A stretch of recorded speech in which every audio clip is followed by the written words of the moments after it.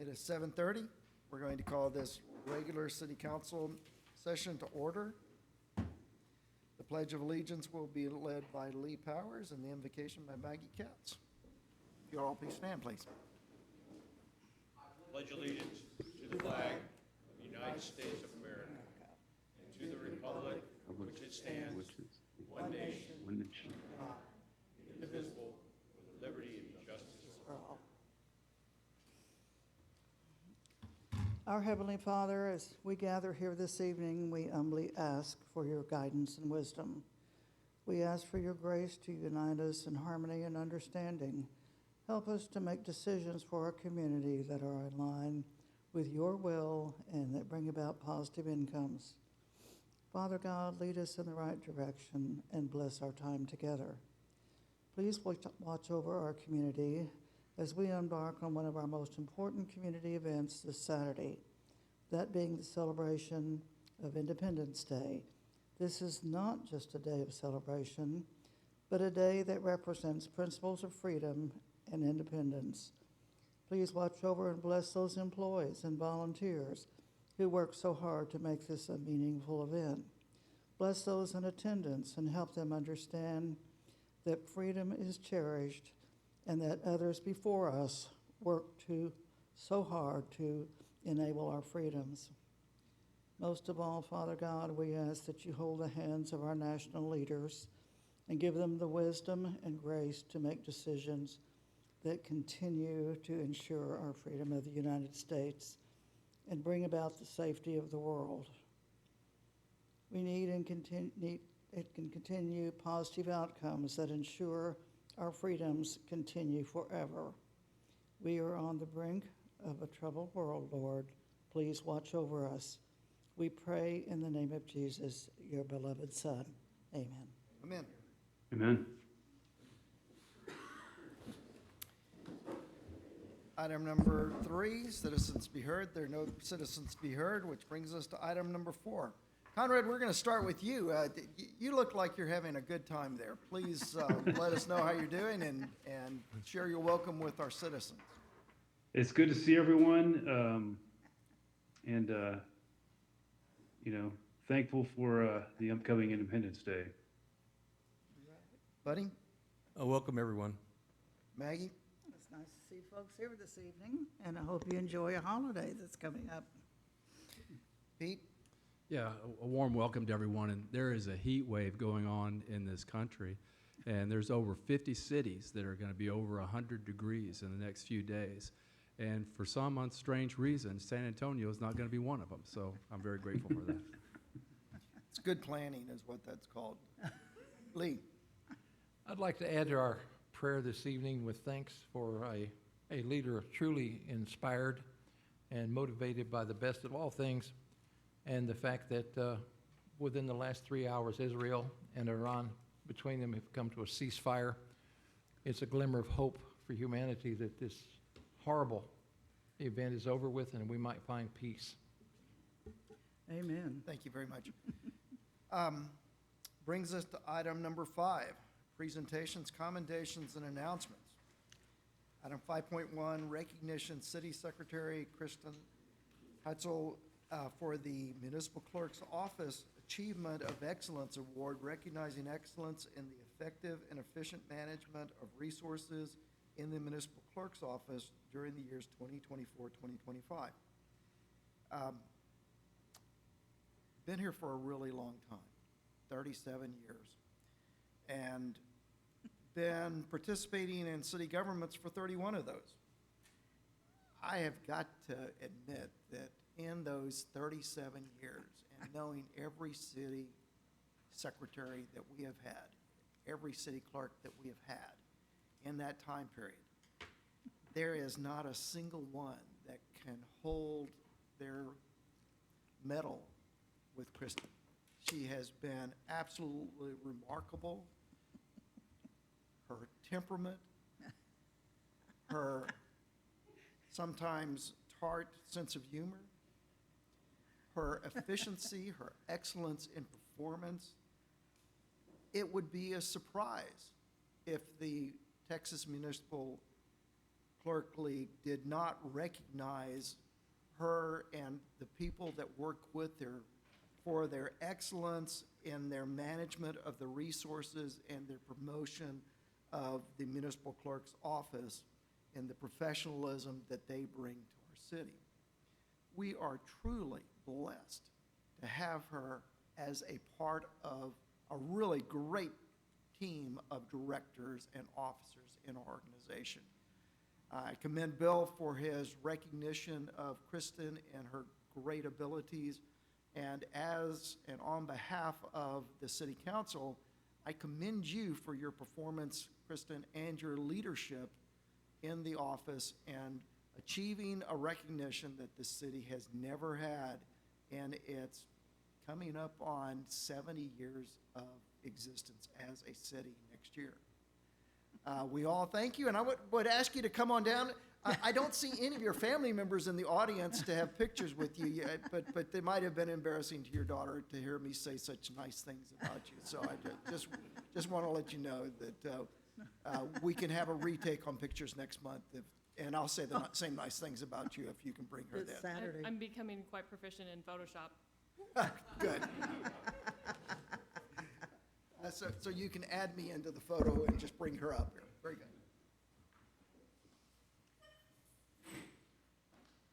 All right. Woo-hoo.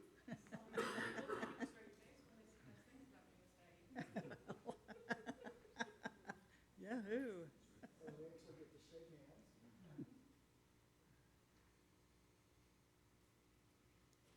Good job. Oh, my. Thank you.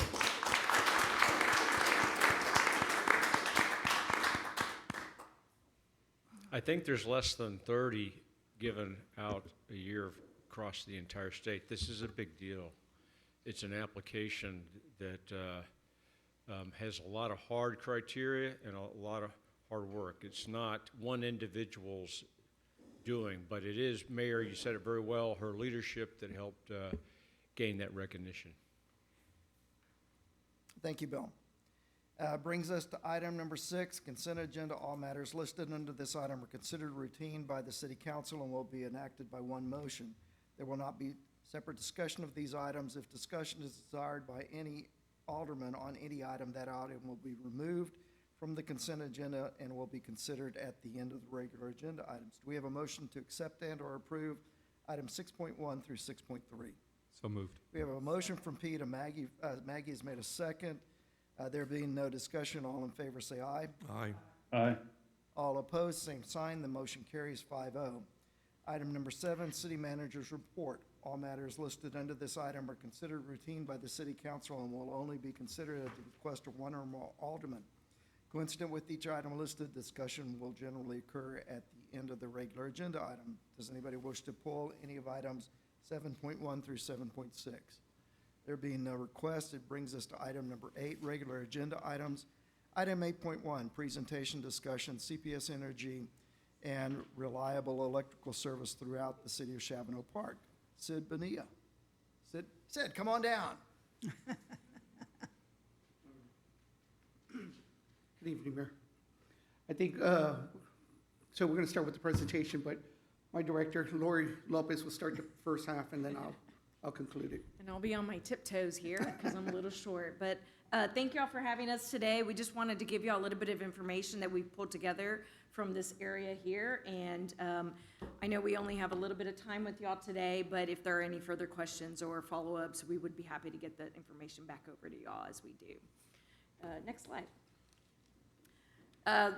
We put a lot of items on the agenda, but this will go pretty fast for today. We're going to talk a little bit about the lines that you have in this area, as well as some previous work we've done, some of our related outages that we've had in your area, vegetation management, and then just some details around that as well. All right, next slide. Okay, gotcha, no worries.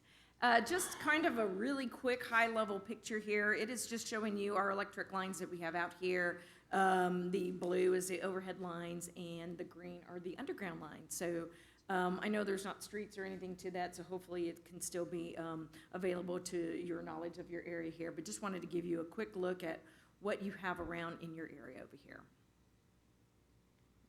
All right. Back in 2018, we actually had a couple of programs that came over into your area here. I know these pictures, the maps are small, but we did come out here and do an inspection of the area, inspected some of our poles, our lines, our wires, cross arms, all of our electrical equipment that we have up in the air, as well as conducted some tree trimming in the area. So 2018 seems like it was a long time ago because we had a lot of things happen since then, but in our eyes, it's fairly recent, and we continue to come back out here and look periodically in your area. Just wanted to share some of the items we found. We were correcting some wire connections that we had on the poles, tightening some slack, so if the wire has tended to slack a little bit, we tightened that back up. If there is any infrastructure at the top that's been weathered or hit by lightning or damaged in any way, we came in and fixed some of those as well. And then I think we found 1 or 2 leaning poles, so we corrected the leaning pole situation out there in that time. So this is probably a little more recent information for y'all, and maybe you've experienced this or have felt this while you're out here. So I know words or the names of our circuits probably don't mean a lot to you all, but to us, these signify the locations that come into your district area here. So right now you have 6 circuits that actually feed into your service area here. Of those, we like to look at what we call sustained outages, so anything over 5 minutes. Anything less than that is what we consider a momentary. Sometimes it could be an animal in the wire that it's just caused a quick turn off and on of your power. Sometimes it's a wind that brings a tree into the area. So we look more at the sustained ones because to us, that is something that we can probably go back out and correct or take into consideration over time. And so unfortunately or fortunately, you all are in an area where the weather actually comes in. You are the first ones to see the weather coming into the town as it trails from probably the Helotes area into this area here, hits kind of downtown airport area and then kind of trails off that way. A lot of the outages that we saw that you all had were weather related, and we did find one that had an animal related. Must have been either a bird or a squirrel that got into our wires. So those big birds, sometimes if they have a span, they can span across 2 lines, and unfortunately for them, they don't make it oftentimes, but we'll see the residue of that. It does look like you have a lot of different circuits out here. With the exception of one, you have fairly good circuits in your area. And so we'll keep an eye on all of this. We continue to keep an eye of all of our circuits within our system, and we monitor those that are having poor performance, and we go out and check those pretty regularly right now. Next slide, please. Moment you've been waiting for. Sid. He's going to talk to y'all about vegetation management. Definitely. Appreciate it, Lori. Good evening again. First of all, I want to applaud, kudos to the city of Chaffenel Park for being a Tree City USA community, definitely. That's a good thing on y'all's part. I was able to look at y'all's ordinance as well, and y'all really have a really very detailed ordinance, tree ordinance, which, yeah, definitely it's really great, because that just shows with the community that you're all as in one on this goal. So on this part, so trees contacting power lines, that is one of our biggest things, the encroachment. So we want the attainment of at least 10 feet of clearance from our equipment to any of our, from the trees to the equipment. Because why? The trees definitely can cause an impact, can cause any kind of an outage, whether it's something small or very large. An outage can occur with one customer to several to hundreds to thousands. So definitely, like Lori stated earlier, we try to be proactive in looking at our equipment, doing periodically inspections and so forth. Next slide, please. Okay, so here's our typical pole structure. On the very top, that's our primary distribution line. That's what's bringing power from point A to point B. And then from there, it goes to the transformer. Then we have our secondary distribution line. And then from the transformer, it goes to the residential service drop. That's the part that goes from transformer to the electric meter to a house. So, and right here it shows 10 feet of clearance. This is industry standards that we seek, and this is by OSHA and ANSI 300, which is tree care.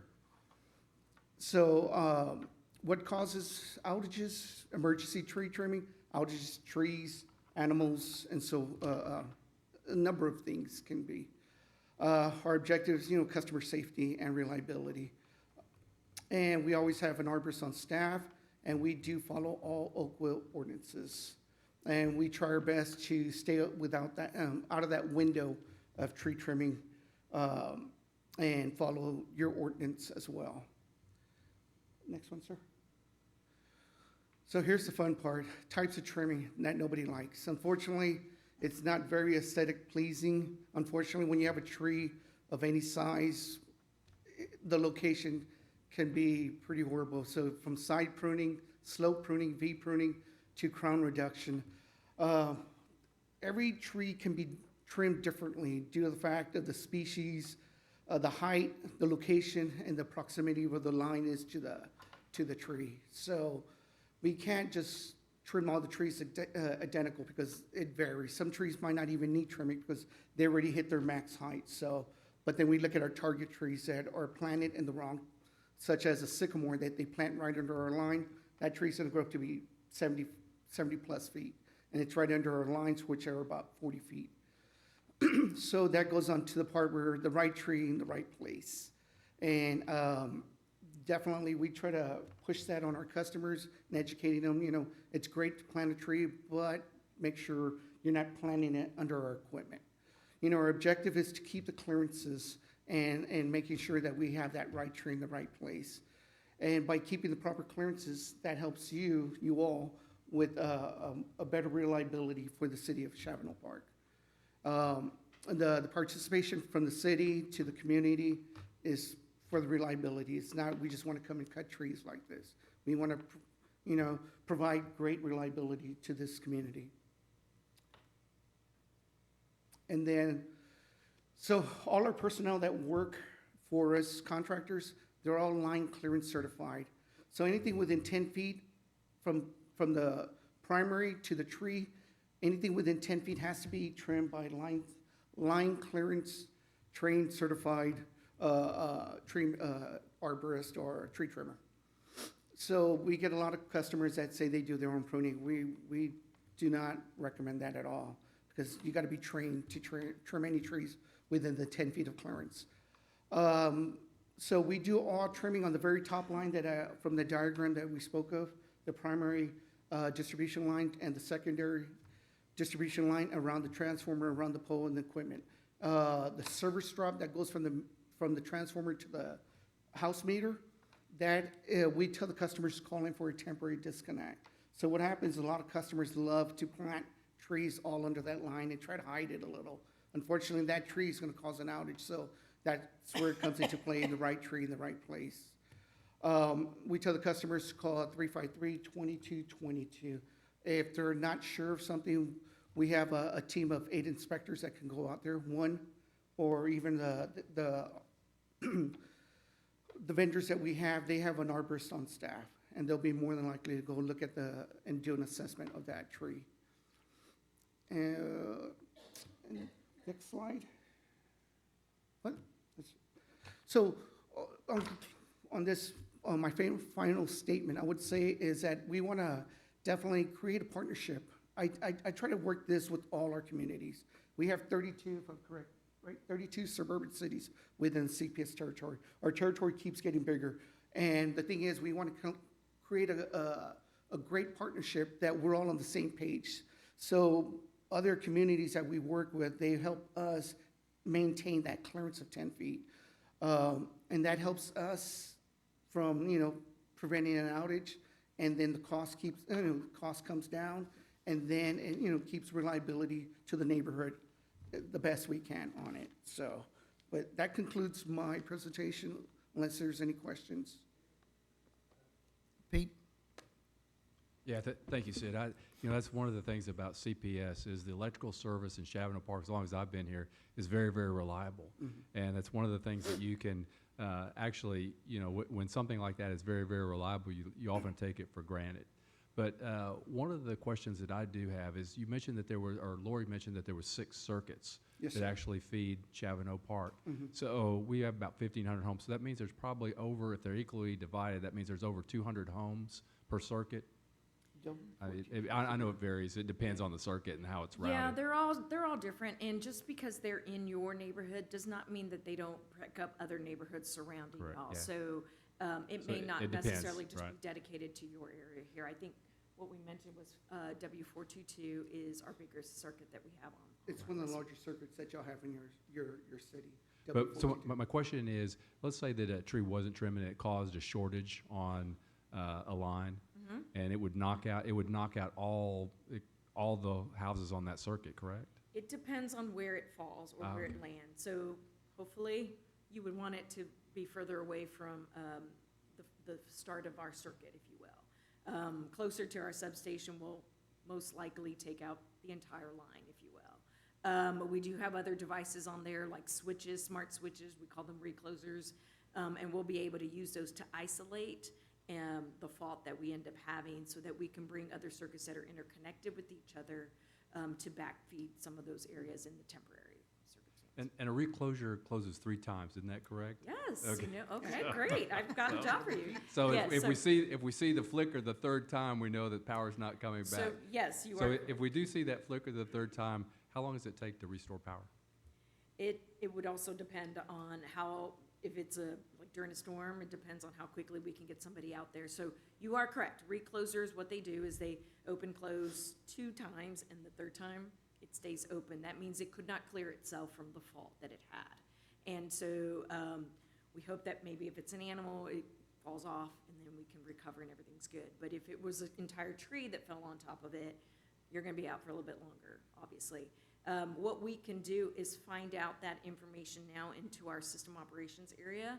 They are the brains, they have the digital board, if you will, of our circuits, and they would be able to then reorganize some of our circuits temporarily to bring back as many customers as we can that are not immediately in that fault. So it depends on what happens out there, and depends on what we're doing at that time. If it's in the middle of a humongous storm, like we had a few weeks ago with the flooding, there was a lot out at that time. So, but we do have all of our teams out all over the place trying to get to as many as we can, so.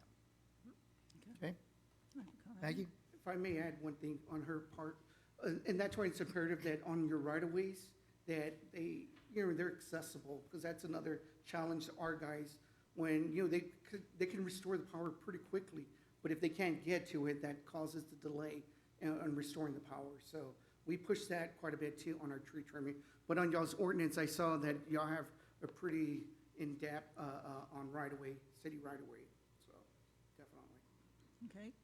I'm really pleased to see that you realize we are Tree City USA. Yes, ma'am. And we love our oaks and we protect them, and I'm glad to see that you go by all the rules that we have. Is just want to make sure that we can depend upon that you do the tree trimming on our schedule. And I know that sometimes if tree falls over you, you can't wait till October.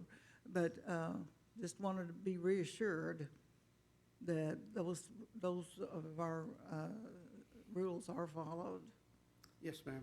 We follow all the Oakville ordinances, however, due to weather or emergency circumstances, Sure. it could happen any time of the year. But if it should, we do follow all that protocol Okay. on Oakville ordinances. All right. Well, Okay. thank you for realizing that. Yes, ma'am. Do you have any planned maintenance in our area, tree trimming? Do you have any planned, future plans? We have. I don't think we have we any don't have anything. immediately in our roster right now. I think we've come by a few years back, and I think we're in Okay. place right now, but if that changes, we will definitely want to connect with y'all first to let y'all know we will be in your area, so that you can help us with any questions that customers have. Okay. Want to thank y'all for coming out. And Sid, we recognize that this is a dead serious issue. We had a death in Chavano Park in the last 5 years from a tree trimmer who did not follow the rules, and we appreciate our partnership with you whether it's in tree trimming on our right-of-ways, whether it's your oak mitigation planning, y'all do an absolutely great job in doing that. We appreciate the fact that in our community events, CPS is a partner with us in our community events. And it's important that we do that not only for our citizens, but for all the children that we intend to participate in our community events, to see y'all and to know what y'all are providing to the community. On behalf of Bill and me and the council as a whole, we value the partnership that we have with CPS. Y'all are an absolutely amazing partner for us as a community. And I don't mean that just from the standpoint of our community events, but I mean that from the standpoint of the responsiveness of your governmental affairs staff all the way down to the lineman that comes into Chavano Park. All of you are valued participants and partners in our community. Y'all do a great job, and we thank you so very much. Thank you. Thank you. Thank you very much, and we'll let everybody know we're happy to help, and if y'all have anything that you want us to attend or support, just keep us posted. Thank you very much, Lori. Sid, good to be with y'all today. Likewise, appreciate it. Bill, we ready? Okay, item 8.2, presentation discussion, beautification committee update. Bill? Well, so I don't think we've given you an update. Next slide. We've had a Northwest Military Highway Committee, now Beautification Committee. Next slide. All the way since September 2021. And I'm happy to report that we've met 3 times in 2025. We had met one time after it was initially organized, and just hadn't been the right time since there was still ongoing construction. Just to remind you, last year you expanded the scope of the committee to the City Beautification Committee, and I'll talk a little bit about that. Next slide. Okay. Next slide. I'm gonna go through these quickly. They're out of order. Okay. Okay. So we got together and we started talking about how we're going to organize this committee. And so the bottom line is we met probably in February. We met 2 times since then. We did welcome introductions. We looked at areas of interest, but we really talked about what is the output that we were going to try to achieve. Looking at, what is the cost versus the effort, and what's the value of any kinds of projects.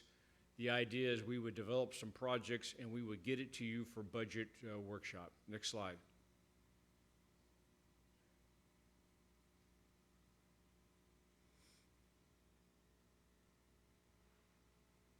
We talked about what funds are available, potentially has to be budgeted, but from the Oak Welt Beautification Fund or maybe electronic billboard revenue. Areas of interest, we identified 4 areas of interest plus Days of Allah, which we pretty much deferred Days of Allah. Next slide. The way ahead is we're going to produce these kinds of options for you. What it's turning out is we don't really have a proposal for anything greater than 10,000, 25,000, and we're going to talk about that later on. But that was on the table originally. Next slide. We talked about the challenges that exist, because if you plant things, it needs water. Do we have an irrigation system? Are they drought friendly? What about maintenance, time, safety issues? Next slide. These were the areas we looked at in general, the entrances, and then along Northwest Military Highway. Can you go back to the formation of the committee?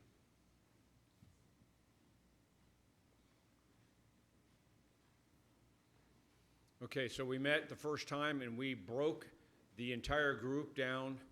It started out with 8 folks. We've had some changes to that, but Maggie leads our beautification committee. Ryan Schultz, who is our landscaper, local subject matter expert, is kind of advising both of these. But we've got Chris Dillard leading the Lock Hill Selma Days of Allah group. We grouped those members that were from Bentley Manor and Chavano Creek into that subgroup. Doug Weltley is here from the Northwest Military Highway. In fact, he's here. He's going to help me present in just a second. He shanghaied his son, Matt, who is also in landscape, to help assist him, and he's been a great help. Otter on Northwest Military Highway and Chavano Drive has been contributing to the committee, and recently Sean Fanning has joined in this group here. So, go back to the first slide there. Next. Okay, we talked about risk versus impact. Next slide. Northwest Military Highway. I'd ask Doug to come up. We got just a couple slides to review that. You want to come up and talk to that since you pretty much put it together?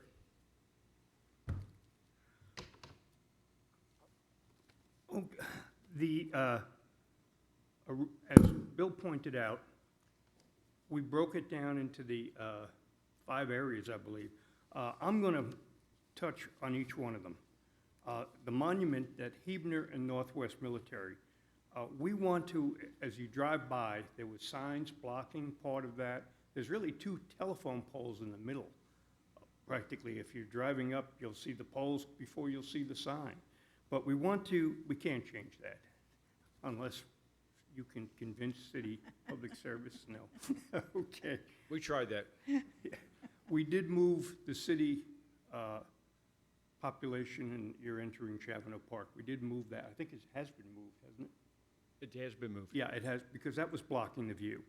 What we really want to do there is just enhance that area. We don't want to give it a major change in any way. We want to probably locate a boulder or 2, do some, probably change the, if you look at the grounds, it was Next mulch, slide. but the mulch has deteriorated. And so we can upgrade that. And this is a slide, some idea what, and a couple of plants. We would like to look into uplighting. There's electrical connections there, and possibly uplighting it so you can see it well at night. The next one is Huebner to De Zavala. And, You have to go to the next one. Do we have a Okay. slide on that? okay, We may not have slides on that. okay. At Huebner and De Zavala from where we enter the city, we looked at the grass there. Bill pointed out something that we didn't pay attention to, and that is there's a lot of slope there on going up that hill, and that's something that should be mowed, but should we even consider it because of the risk factor involved? As an alternative to that, what we're thinking is, let's remove the grass. The grass looks great now because of the rain. It's Bermuda. In about 3 or 4 months, especially if we go normal drought that we seem to be in, it's going to turn brown and it's not going to look good. Well, we're considering, we don't want to mow it, but let's go ahead and remove the Bermuda and put a wild seed mix in there. You can hydro mulch it, put that, and see how it should flower probably 6 months of the year. There's a number of varieties you can get. You can get deer resistant, you can get drought resistant, and you can get a hill country blend. And it's not typical of a lot of wildflowers we're used to seeing. I have some we tried in my yard, and that gave my son the idea, and he said, bring that up and consider it. And I said, yes, it makes sense. So we'd like to look at that, maybe look into it a little bit more, get a good price on it, and consider that, especially on the slopes where we don't have to mow. When you drive up and down Northwest Military, as I do, I'm always looking, and what I see more than anything, and you can see it here, we have plenty of trees. There's no shortage of trees, and so we didn't really think it was needed. What would look better is probably an intermittent planting, so there's no every 75 or 100 feet, but of certain bushes that would probably not go much higher than the wall, wouldn't compete with the trees. Again, they have to be drought resistant, and they have to fit from the standpoint of being a native plant. So that's something, and the number one candidate seems to be mountain laurel. I'm trying to remember there's desert willow, possibly agave or something of that nature, because most of the time people aren't going to be up on that grass, so they're not going to be near it. They're walking on the sidewalk. Let me go. Past there, we have the triangle across the highway. And we got involved with the triangle when we talked to the group that was interested, the ladies group that was interested in doing a pollinator project. And that seemed to be the best candidate. We already really have a pollinator group here in the circle. And we can carry it over across the highway. We have water there, we have electricity. What we would do there is just make plantings, put plantings of anything that we think, again, is deer. We don't want to attract deer. We want something drought resistant. Since we have some water, we can water it, but we would prefer to stay away unless it's absolutely necessary. It keeps the cost down, and it makes it for a better plant as far as maintenance. We haven't chosen anything over there yet. We also thought about putting pathways in there and possibly a bench. And that really is kind of, as I've said to Bill, it's kind of the center of Chavano Park. And people, when they come here, they will see that. It's already pretty. The trees are beautiful, and again, we want to enhance it. When you get up to Wagon Trail, there was the triangle there, and cars would come on both sides. The southern entrance is closed now permanently. As a matter of fact, I'm only 2 houses away. But it has a barricade there, and the barricade is just about 3 slats with the red reflections on it. And it's not attractive at all. And what we thought might be a good alternative to that would be the butter blocks, they're called, the big limestone rectangular blocks. They come in various sizes, and we did learn that the city has some. Possibly, I haven't looked at them. I'd like to see what they look like, and possibly they would fit. The only problem with that may be, Bill said, which is true, TxDOT may not approve them. Or we may be able to get a hybrid in there, get blocks, and still have some kind of reflectors. But that would make some sense. And driving back down Northwest Military, almost every house is facing the highway, which is not the case coming up. Most of the houses the backyards are facing the highway. But the ones facing Northwest Military, most of them have beautiful yards.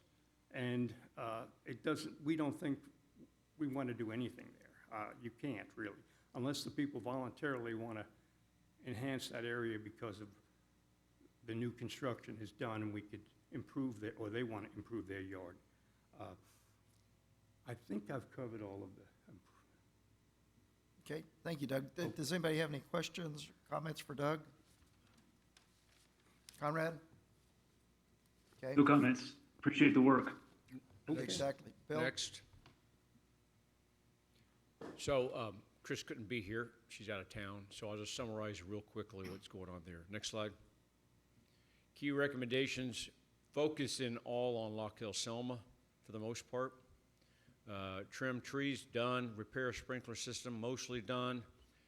Power wash medium, the median curbs and pavers, not done yet, but on the list of things to do. We're going to try it out and see how much time it takes, and we'll experiment on that. Key recommendations are zero-scape the selected ends and sections of the medians, and to take care of the loop 1604 monument first, and then in subsequent years and time do additional work. Next slide. So that's where there are some of the pavers, and you can see the curbs, and power washing that might work out pretty good on the right. On the left, you can kind of see there's a a median that probably doesn't need to be zero-scape because you got a lot of trees there. Most of them are not that way. Next slide. Here's some examples of where you might find areas that you could zero-scape and work through that. Next slide. This is just a concept. It is approximately 12 by 20. So that is, the cost of that is really $2,155. It's 9 foot per square feet. That's just a typo.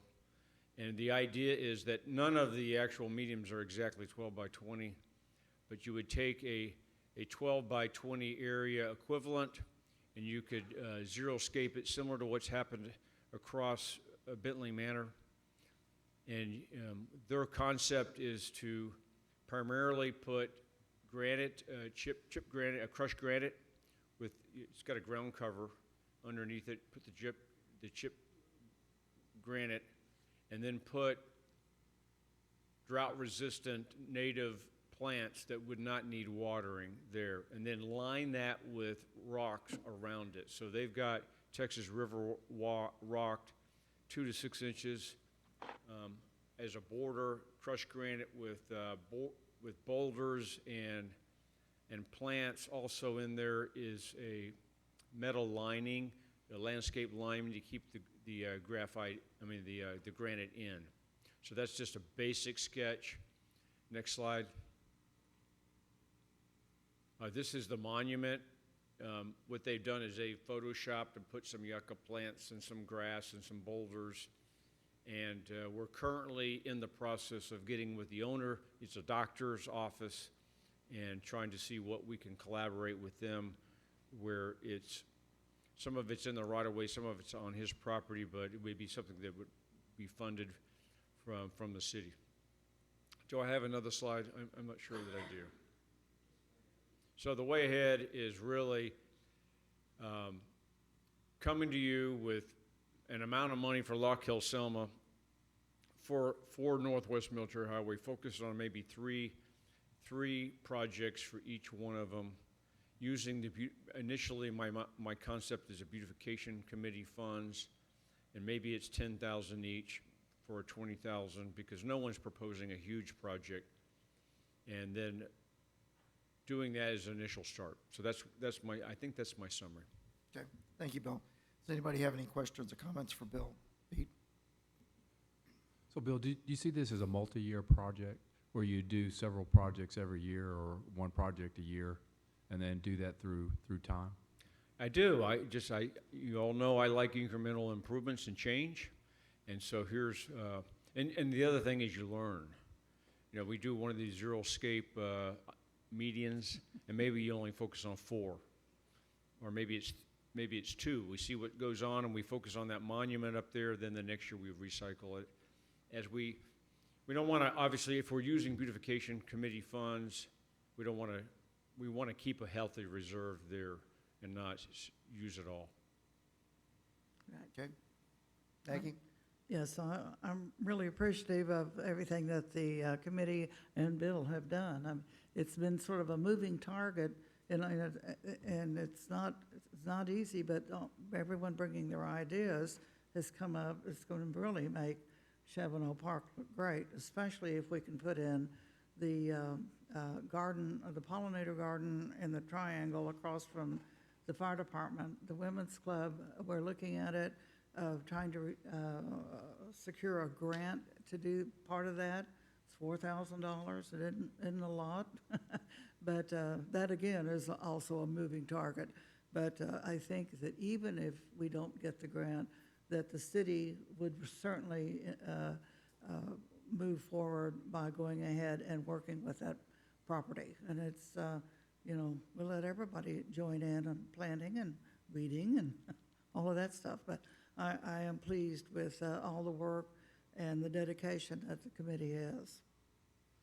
Maggie, I appreciate you and your leadership in this process and putting together a really great committee. Doug and Chris have done a fine job in leading their respective subcommittees, and I appreciate it. We all appreciate each one of the citizens participation in this project, something that's going to pay dividends into the future. Any other questions? Okay, brings us to item 8.3, discussion action, award contract for solid waste and recycling services in the city of Chavano Park. Bill? I'm going to turn it over to Curtis, who did most of the work on this, and I know he'll do a fine job. All right, thank you, Mayor and Council. So just as a reminder, back in January of this year, City Council directed us to repeat this contract. So in May 19th, we released the RFP. We held a pre-bid meeting on June 3rd. It was attended by 4 companies. And then by the deadline, we had 4 companies submit. They were For Good Environmental, Republic Services, Texas Disposal Systems, and Frontier.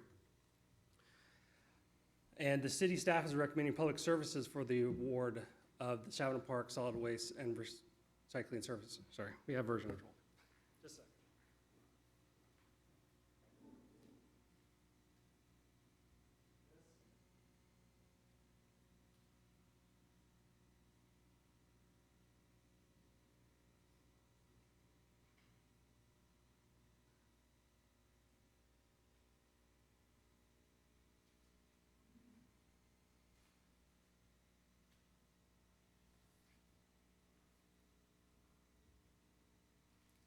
And let me reshare it for Kukendall here just a second.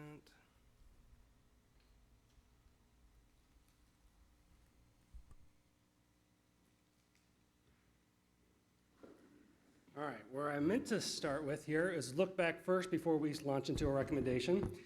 Looking back to when we, in the spring, we asked the residents what they wanted and what they thought of their trash services and their recycling services. And I think what we're going to propose tonight hits and responds to a lot of what the residents told us this spring. Their current provider, which is Public Services, got 4.5 out of 5 stars. We're proposing Public Services, of course. Frequent, convenient pickup services are the most important factor, and cost. I think the proposal here touches both of those.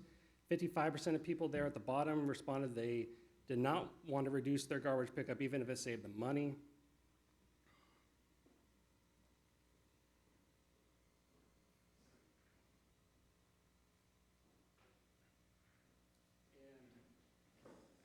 Finally, 60% of residents said they wanted more household hazardous waste services of some kind, whether it was grant funded or the city would pay for it. And that is in this proposal as well as a possibility. So then looking at the bids, I thought maybe we'd go through it a little bit in this analysis. It was in your packet, just highlight some of the things we go through here. Of course, the top there we had all companies do option 2 and 1, so we could see the prices for a 1-week pickup. Even though the residents say that they're not interested in that, we just wanted to go out to the market and see. Public Services is the lowest at $29.93 a month for, that's the this current services. 2 times a week trash pickup, 1 times a week recycling, the 2 times semi-annual brush bulk pickup, that the city gets all its trash picked up for free, dead animal collection, Christmas tree collection, all that's included in that number. And $23.63 for a 1-week option. And they do have smaller cart options of 65-gallon or 35-gallon in their RP as well that they'll offer to customers. So the current rate is $34.11. So this is a decrease of $3 or so from their current rate, and is significantly lower than the other companies in the bid. I'll just keep moving down through some of these. You can see the extra solid waste cart and recycling cart. So for reference up there, Republic has 132 residents who have extra carts. It'd be $11.55 under this bid for that extra cart per month, and extra recycling there is $8.35. And we had organic services like San Antonio offers. We asked all the companies to tell us, do you offer this? It was interesting that 3 out of the 4 said, no, they do not offer this service. Only 1 did, For Good Environmental. On household hazardous waste services, we asked all the companies wanted to hear, do you have any household hazardous waste services?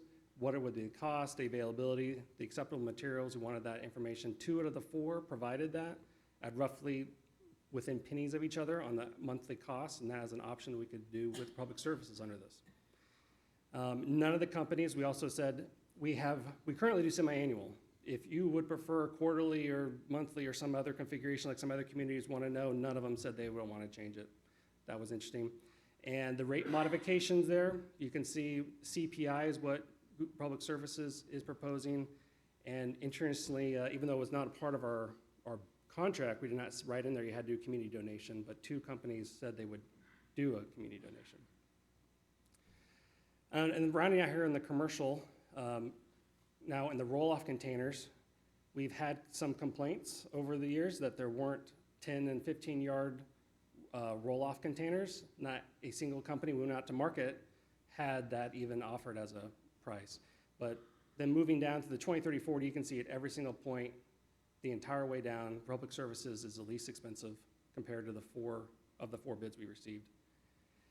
We only looked at, for this table, the 8-yard, because out of the 52 customers with commercial containers, 33 of them have 8 yards. So you can see there, as an example, if a business had the 8-yard, what it would cost them compared to the other competitors. So now, city staff recommends Public Services for the award of the contract. The bottom line is it would maintain all the current residential services while reducing the cost to $29.93 per month. It decreased from the $34.11. You can see our scores there. Republic is a clear winner from our scoring committee at 97 points out of 100. And there's in addition to this, there's an option for city council if they want to do add on this service that Republic offered, and is a monthly household hazardous waste porch pickup program. It's for $1.31 a month per customer, and it includes electronics recycling. If the city selected this would be an additional cost under the bill, so you can think of it as $31.24 for the cost of Public Services. This service is not an opt-out. If we adopted it, it would be for all residents added onto their bills, from what we understand. This program allows residents to schedule a pickup at their residence through an online request platform. After they schedule the pickup, Public Services mails a collection kit to their property. They get, with a plastic bag in it, informational flyer. You put all your household hazardous waste in it, and then you put it on your front steps, and they come and pick it up. But that is an option for City Council, and that concludes my presentation. Thank you very much, Curtis. Do you have anything to add, Bill, before we open up for a motion? So I did look at the survey, and there was 2 points that before the survey went out that there was a lot of discussion. Actually, there was more. There was price. There was also a lot of push before the survey went out about yard waste and having an alternative on that. And then the frequency, which 1 or 2 times a week, and then the household hazardous waste. So the frequency, the survey pretty much answered that one. That's seems to be a no-brainer because it's majority of people wanted two pickups. The thing about the yard waste is, most of the companies don't authorize it, but I'm reminded that Republic does pick up, I think it's up to 3 or 4 bags at the curbside. And so Curtis and I were talking earlier about there's an opportunity for us to communicate that to our residents more so that they do know they have an alternative for yard waste. Yeah, they got to bag it. They can't put it into a trash container. But that's a pretty handy thing to have. And so we're going to do a better job in the newsletter and communicating that out. So then it really comes down to the hazardous household waste, in which a majority of the residents wanted to see an increased program. Some of them wanted it didn't matter whether it was at city cost or not. Some of them preferred it to be a grant, not at city cost. But it's about 60% want to see a hazardous household waste program. Okay, thank you, Bill. Okay, at this time, I'll entertain a motion to approve Republic Services for award of the City of Chavano Park Solid Waste and Recycling Services contract and authorize the city manager to negotiate a contract as requested by city staff. Will include the recommendation of 2 weeks service and a recommendation to add hazardous waste services. Do we have a motion? So moved. We have a motion from Pete. Second. We have a second from Maggie. We're now open for discussion. Lee? And I think I just heard it, but the $1.31 is included in this for the household? No, it's on top of the $29 number.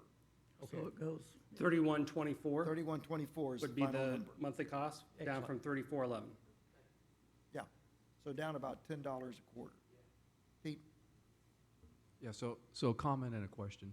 The first comment is, I've lived in a lot of different cities, and the service that we're being provided by Republic is outstanding compared to any other city that we've been in. So we've been tremendously pleased the time that we've been here, and their service.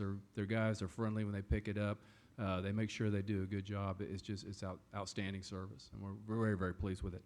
The question has to do with, a couple years ago, I think you initiated a project where you picked up hazardous waste. We got a grant in order to pick up hazardous waste here at the City Hall, if I remember correctly.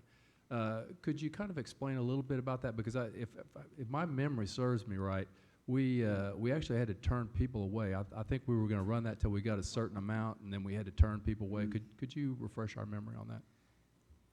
Yes, that was in 2022. It was a ACOG grant for household hazardous waste. It was $25,000. We could collect with 5 tons.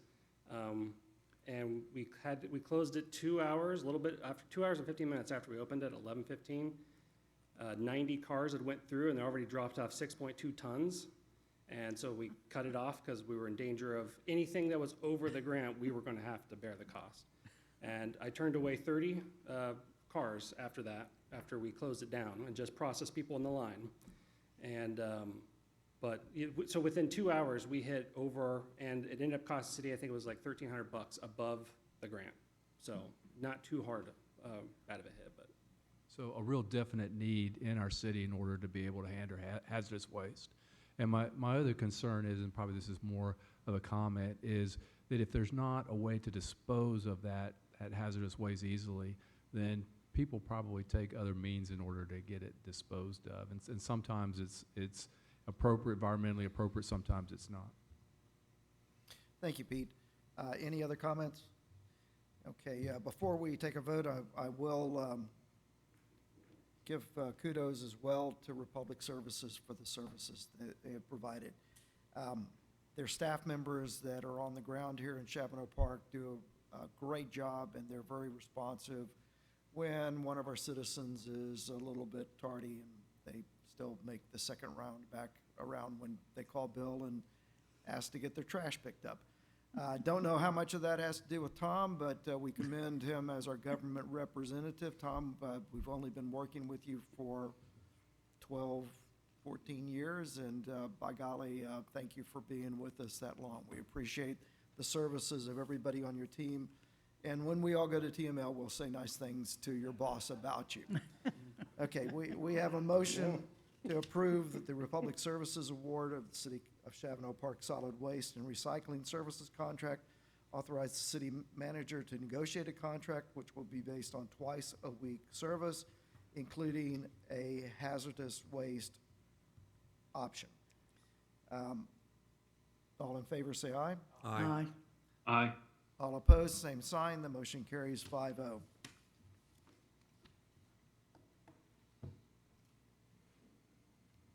Excellent. Brings us to item number 8.4, discussion action update for the City Phase 1 Street Reconstruction Project. Curtis. Thank you again, Mayor. So we haven't presented an update formally to the council since April 28th, and I thought it would be good to put it on the agenda just to mainly tell you 2 things. So this map you're seeing right here, this is the map of all the warranty repairs that need to be done with the street at D&D's expense, except the area in blue with the 2 stars there, that is at the city's expense, was a change order, $10,000 already approved. It's not, everything's in scope with that. But yeah, I don't think council had yet seen this full scope of us, and this is really Leonard Adame with our street inspector going out there and documenting all these thoroughly. But this has been delivered to D&D, and this is our full scope. In addition to what's shown on the map, they're going to be replacing a bunch of hydrant and road markers on Chavano Drive and Wagon Trail. And once that is all complete, then we can finally issue the warranty bonds for these streets. We'll start the 1 year where they'll still be responsible for new cracks appear. In addition to that, what's happened since April is at 210 Cliffside. I don't know if any of you saw the work going on there, but that was D&D. They were improving a drainage swell there after complaints from the resident of increased drainage on their properties into the road project. So we were able to accomplish that with a pretty small change And city staff, we've hired an arbitrage consultant, and I know Brenda is working with them closely to figure out if we're at risk of that arbitrage penalty on the bond. So we're actively trying to figure that out. The other main thing I just wanted to have an opportunity to tell the public is that in 2 days, we will have, in this room, we will have our Meet the Contractor Town Hall with J3 for the Days of Alla project and the Chavano Creek work. It will be an opportunity for residents to ask questions, submit specific concerns to J3. We did the same thing with D&D on Phase 1A. It was a big success. We're hoping that this will be a big success as well. We have a homepage there for our project too. And lastly, I'll just say, I always like to show this with our spinning trackers. We've had no major expenses. These numbers have not moved very much since the last time you saw it in April. Bottom line, we're sitting at about 1.5 million that you've authorized. We haven't spent another million that has been totally uncommitted in the bond money, and we've only drawn down 191,000 of our federal grant. So pretty much what you last saw. And that concludes my presentation. Thank you very much, Curtis. Do we have any questions or comments, council? Okay. One question, Curtis. At the Arbor Day, or at the Independence Day event this Saturday, will we have a QR poster for citizens to be able to put text messaging on the Days of Alla project? We can make it happen, Mayor. Okay. Was that very popular on the first round of stuff? I signed up for it, and frankly, you did an excellent job because even I could use the QR code. Lee knew how to do that in advance, and Pete was offered to show me, but I appreciated how easy it was that you made it. Pete invented QR codes. I think he did. Yeah. No, that's a great reminder, Mayor, because you're right. We'd made a big push, especially at the start, to get people to sign up for that, and we needed the same thing. We did send a letter to 114 property owners inviting them to that meeting. Everybody on the side streets leading into there got the invite directly to them, so. Great. Thank you very much. Brings us to item 8.5, discussion possible noise ordinance amendments, city manager and assistant city manager and police chief. All right, Curtis? thank you again, Mayor, this last one. All right, so noise nuisance ordinance, where is this coming from? This is back in 2023, we had the town plan, and in there was to keep our ordinances up to date with the periodic ordinance review program. So, and if you remember back a year ago now, on May 13th, we presented this list of ordinances to you that we, working with the police, we identified were either difficult to enforce or understand or needed to be reviewed. And many of them had not been reviewed for a very long time. We just wrapped up, if you recall, the all-weather surface ordinance and the residential parking with an ordinance just approved by City Council last month. And so now we're coming in with the next one, which is a noise ordinance we're proposing. That was last reviewed in 2011, and just so you can see the future, Bill already thinks we should do the lighting ordinance next, so that's what we plan to tackle after this. So what we're proposing in this, so we have an existing noise nuisance ordinance, which I'll go over a little bit just to familiarize yourself a little bit with it. But what we're proposing is three main things: to establish clear objective decibel levels, or DBAs, limits for the police to measure when determining a noise nuisance, and remove arbitrary criteria that it's unreasonable noise, which is in our current ordinance, the criteria is if it's unreasonable or not. Number two, to differentiate noise nuisance levels between commercial, which we're proposing 70 dBA, and I'll get into the dBA and what the 70, 63s mean, and residential at 63 dBA. And three, to provide clear guidelines for police how and where they would measure the possible noise ordinance, because the current ordinance is not very clear. We also have several other minor ones in there, not the main thing we're trying to do, but we're cleaning up. We added noise nuisance for vehicle-mounted sound cars with sound systems. That was missing in ordinances from City of San Antonio. We thought that was a good add. When we were doing this, we looked at City of San Antonio, City Castle Hills, and City Alamo Heights. They all had recent noise nuisance ordinances. We changed residential blowers and other internal combustion engines on residential properties, and the current ordinance, it said if it was after 7 p.m., it became a noise nuisance. Well, what about during the summer when the sun goes down at 9 o'clock? So we changed it to after sunset to accommodate summer days. And we added escalating minimum fees for repeat offenders in this ordinance, and just updated references and verbiages. So decibel levels, what I'm talking about here with this DBA. Remember, this graph you're seeing here is from Yale University, and it gives at the number levels what and common things that we hear that would fit at those different levels.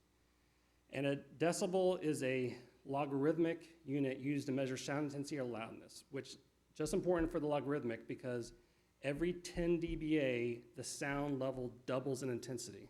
So a 60 dBA and a 7 dBA is a double intensity of sound. So it escalates quickly. So what we're proposing here. And you can see we're all the way down here at the bottom around the normal conversation level. The commercial is below what Yale University said it was a vacuum cleaner. And you also have to remember that sound level intensity changes with distance, of course. So what we're talking about is when the police would measure it, that it would be excess of what a normal conversation is, what you're probably hearing from my microphone right now, maybe slightly higher of the normal conversation, would be higher than that in order to be the violation. So at the property, they might be, it would have to be higher in order to shoot it all the way to your property to be that sound level. It would be very excessive.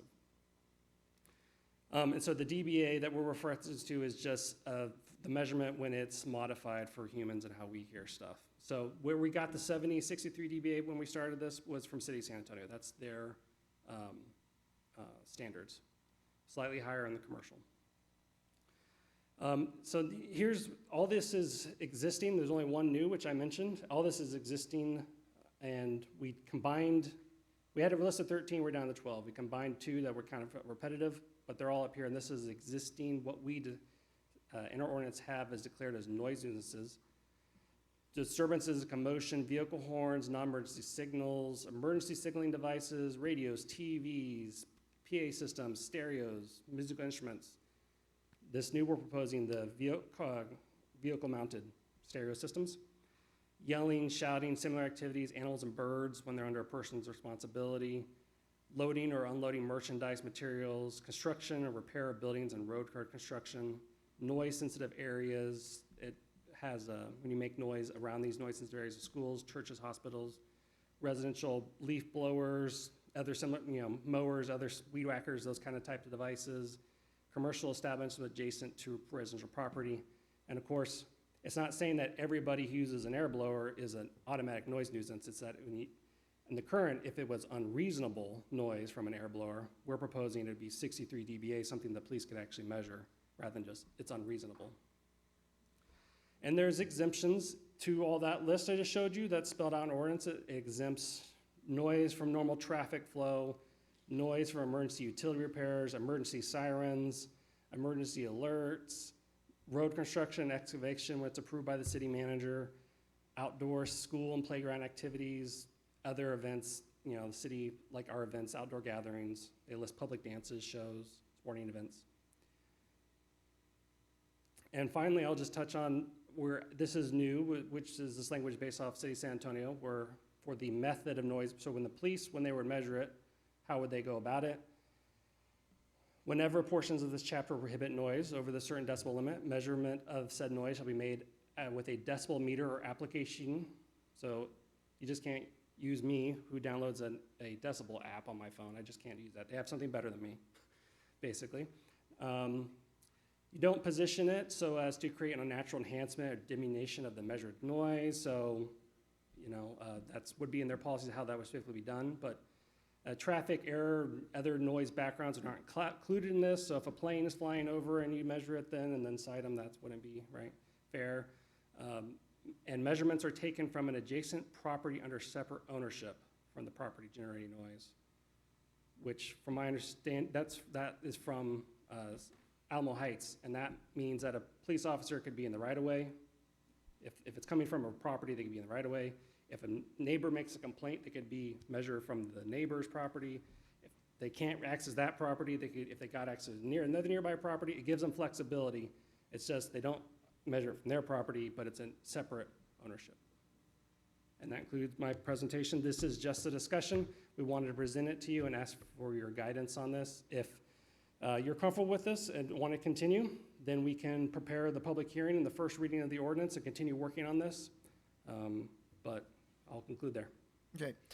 Just as a general concept, thumbs up, thumbs down on updating our noise ordinance to make it, to take it from being a subjective unreasonable standard to an objective decibel-based standard.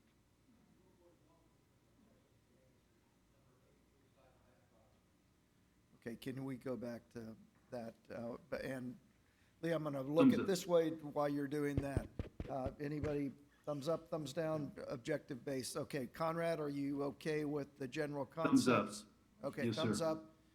Number 8, loading and unloading vehicle materials, equipment, okay? Can we speak in the mic, Alderman? Are we talking about a skid loader, a forklift, some sort of commercial equipment used for moving property, heavy stuff?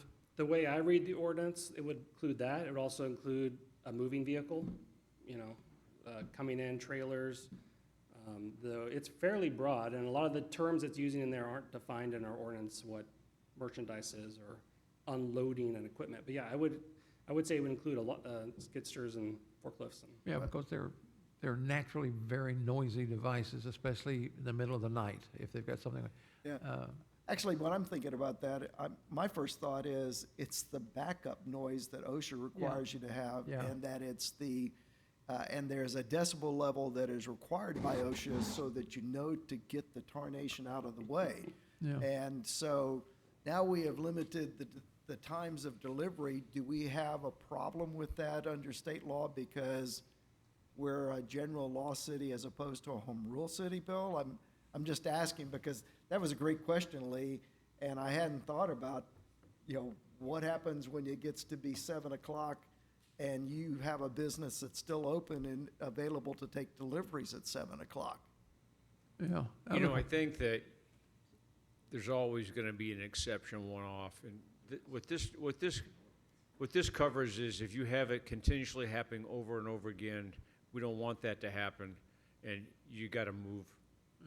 You got That's to all. move to hours where it's normally Well, that's considered. understandable. Now, my second question is, how many dB meters do we have and how often are they certified?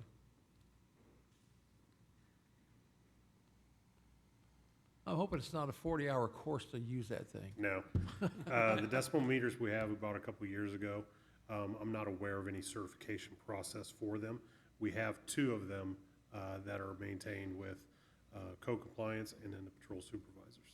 Okay, I would suggest that you look into if they have to be certified. I mean, and toxilizers have to be, verified as to their accuracy. And as long as we're giving out citations, let's make sure that it's. We can research it. Yeah, I know. I'll just task you. Thanks. Okay, Pete? Don't go away, chief. Might want to get a chair. I was going to leave like the last person did. So a comment and a question. The comment is, I'm glad to see that we are aligning our ordinance, our noise ordinance, with other cities, especially neighboring cities. My question is I get a lot of complaints from people about the bars that are on 1604, that we border along where San Antonio is. My question has to do with what steps can we take when those type of situations occur? We already have a process in place that if we get a complaint about the bars across, we go to the complainant's house. That's what the decibel meters that we bought, that's why we bought them, in order to measure that decibel level. Then we coordinate with the city of San Antonio and basically make a complaint with them or their code compliance in order to identify the issue. Is the city of San Antonio responsive to those requests? Sometimes. Generally, they are. We've got a POC. I've dealt with them many times and through the police. And it's, it's not a high priority, but they address it frequently. Not in the last year. I don't know whether it's gotten better or people are just more complacent, but they've responded a couple times and worked with our police department. A lot of times those clubs over there, they have other ongoing issues that the city of San Antonio is aware of. So this kind of adds to their list. So in our ordinance, once you have it the first time, it's kind of like a warning, then it keeps going up in penalties. Is the city of San Antonio structured the same way? I believe city of San Antonio's, structured with officer discretion when they respond to these issues, just like ours. I believe so, yes. we got that from Alamo Heights. I don't know if Yeah. San Antonio does it, but we've got it from Alamo Heights. Right. Chief, I have a question. Y'all are measuring this. What are the decibels that are coming off from the bars? It along- has been a while. I'd have to do research to see what the last time we measured from a complaint from across the highway. I don't know the numbers off the top of my head. Yeah, I think we'd probably be interested in knowing whether they're 70s and 75s or 120s. Because there's a pretty good distance between where that's actually occurring, comes across the highway, it dissipates. So I don't know for sure, but we can look into to see what they were. Thank you very much. Appreciate it, gentlemen. Appreciate all your hard work. Bill, do you have anything that you'd like to add before we go to 8.6? No, sir. 8.6, presentation, discussion, Laserfish implementation update. Kristen? Twice in one night. Are y'all excited? I'm honored. I just wanted to give y'all an update on Laserfish. So last year in the budget process, I asked for new software. The software is called Laserfish. We paid for it with ARPA funding. Next slide. And so Laserfish is a document management system. So it's fully online. There's an app, and then there's just websites. Thank you, sir. And so it is cloud-based, and right now we are in the process of filling it, right? So we are adding all of our data to it. It does fall under a lot of security and redundancy rules, so that way we don't just have only our documents in one area. So this is going to help make us a little more secure. The versions are real easy. We have it organized by city departments. We have it where staff can log in. Right now we've shared that with police and with finance. IT now has access to it. It's simple, drop and drag. We just take our files that we have on our computers or whatever we're scanning, we can scan directly into it. But it's going to allow us also to share the documents externally if we need to. We can actually add retention schedules directly onto it, so I can tell a document, these are our meeting minutes. They are only kept for 90 days after we have authorized the meeting. So I can tell it that, and then it will notify me and say, hey, it's time to destroy these if we need to. So that's one of the reasons we started looking into it. The other important reason is the public portal. So the public portal is we authorize or identify documents we want to share with the public, and then the public will have easy access to it. So they can look at our documents that are public documents anytime they want. This will increase transparency, right? So they already have access to it. It's information they're allowed to. And it's also going to hopefully reduce our public records requests. If you're not familiar, we are required by law to share certain public documents anytime anybody asks.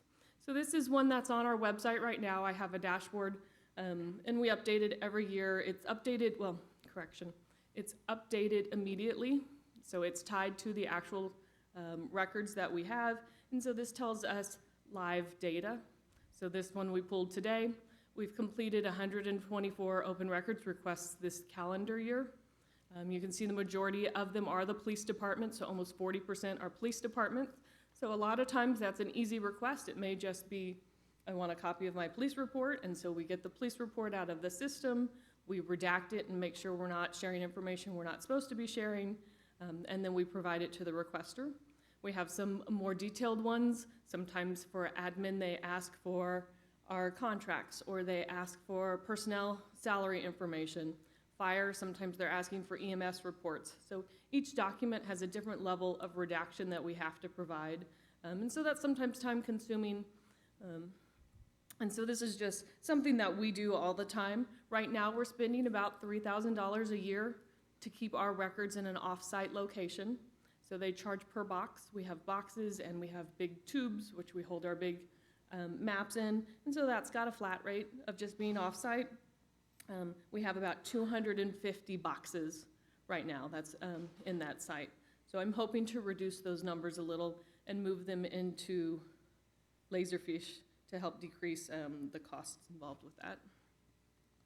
So the public portal, this is just kind of a screenshot. I don't have it live, and so it's a little slow right now. I just wanted you to know kind of general how to look. So there's an easy option, so anybody who goes on the website can search. And so I did an example of the data we physically have in there right now. I searched the word dog, and it came up with 637 results. That includes council minutes from 1967 to Roadrunner articles and advertisements to our ordinances. So I just pulled up the first one because I was entertained at this point. So in April of 1967, a citizen had requested we update our mandatory leash and rabies vaccine requirements. So when it does a search, it provides both what we call the breadcrumbs. So you can see in the blue where it says city government, city council minutes, 1967, and then the minutes. So that way, if anybody wanted to go back and look and say, well, what happened in, so this was April of 67, well, what happened in June? Did they do anything? Was there any change? That the resident would be able to, citizen would be able to actively search and do any more research that they want on it.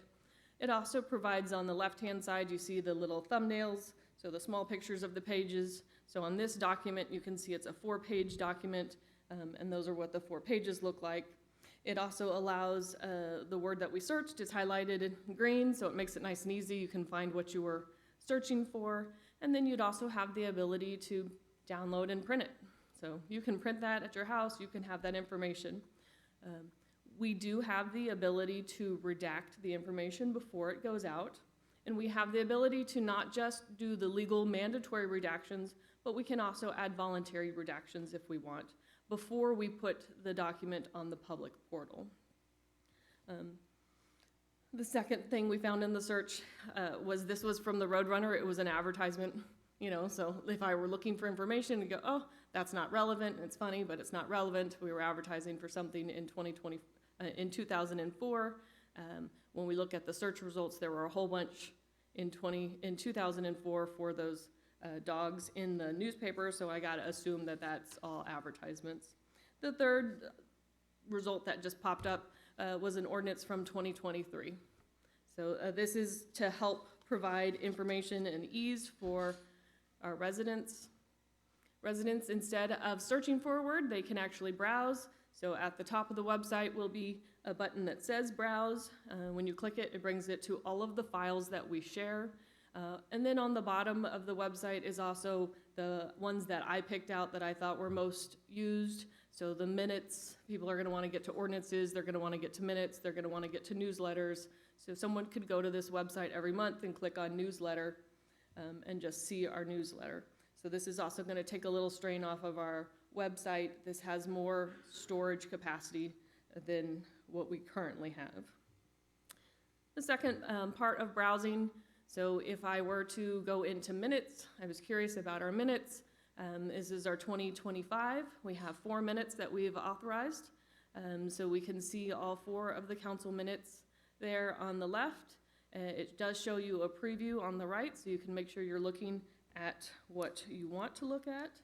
If you click on the actual document, then it's gonna bring up, again, you have the breadcrumbs, so you can follow back where you were. You can see the item, you can see the thumbnails on the left-hand side, you can see the full document, and you can also see on the right-hand side, if we had any annotations or any redactions, each item would be marked as to why. So did we mark it because it was a mandatory redaction? Is it somebody's social security number?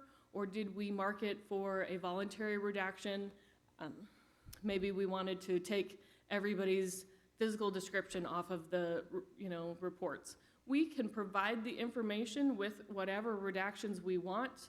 If they wanted something that was not a required redaction, they would then have to request, and we could still provide it. But I think that will help cut down on some of the open records requests. We get a lot of repeat requests. So every month, we probably get 5 requests for a copy of all of our permits. They just want a list of our permits. How much building are we doing? Is there something that they can add to? Bear County asks for a copy of that. So every single time we have to initiate a case, we have to respond, we have to track it, we have to follow it when she's providing the same data.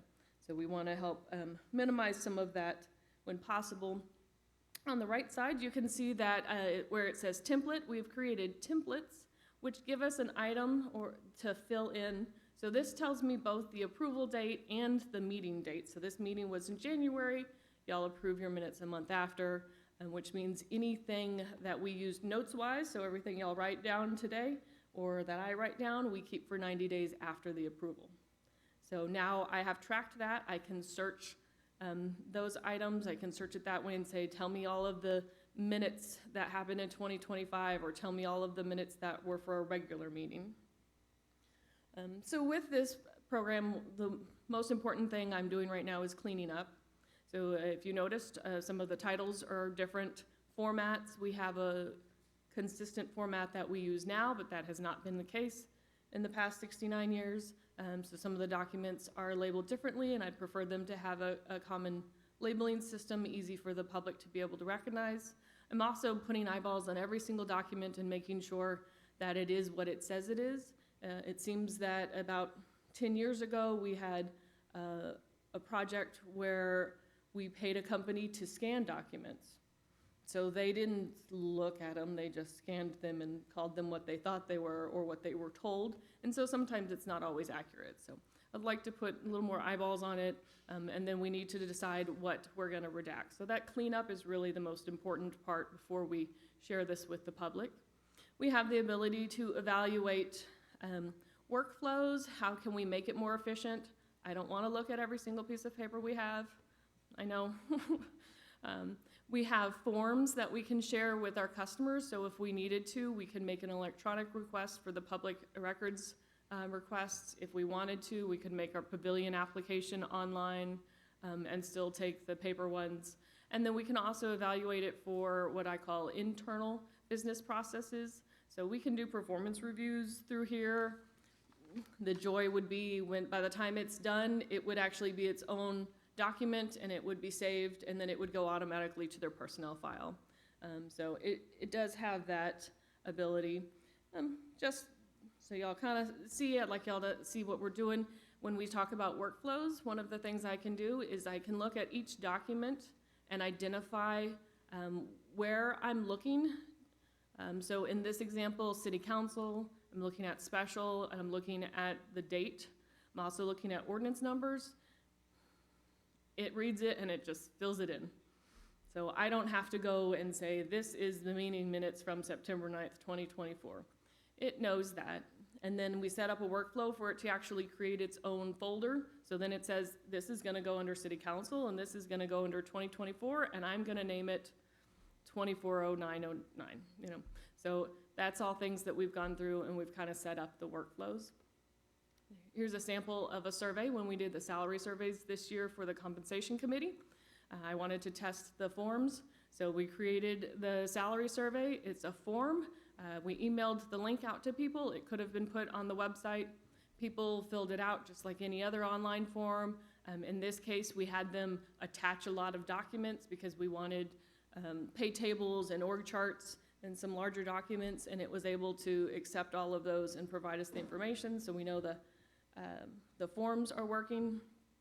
This is a sample performance review workflow that we're setting up, just so you can kind of see the difficultness. So I created a sample performance review on the right, bottom right. It shows, you know, we're asking a question and it's filling in. Officer Snow White is getting reviewed by Captain Kangaroo, and so they can sign and review.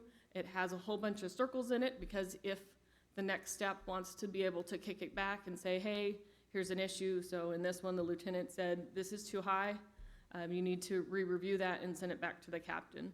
So that's what we talk about when we're, what we're meaning when we talk about workflows. Is it's a little clunky.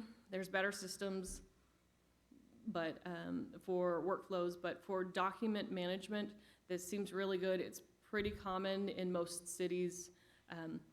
Large, easy to use, gonna be real transparent. We just have to clean it and make sure that we're providing appropriate documents to the residents. We can put a watermark on everything if we wanted to make sure that you know, that's where they got it was from our Laserfish. So, questions, comments? Thank you very much. Lee?